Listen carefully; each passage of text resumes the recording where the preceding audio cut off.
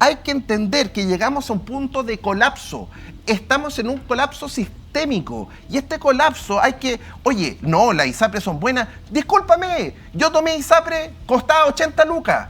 Pasé a pagar ahora 800 lucas en 15 años. Es una locura. Y no tengo problema, no hemos tenido ningún problema. 800 lucas, me tuve que ir a FONASA. Llego a FONASA, trato de ocupar el dedo, no funciona. Entonces uno paga por nada. No tienes alternativa de salud en Chile. Si esto es ridículo, es realmente... Destruyeron la salud, destruyeron la educación. Antes una familia que ganaba 500 luquitas llevaba a su hijo al particular subvencionado y vivía tranquilo, pagaba 5 lucas. Y hoy en día le quitaste la educación.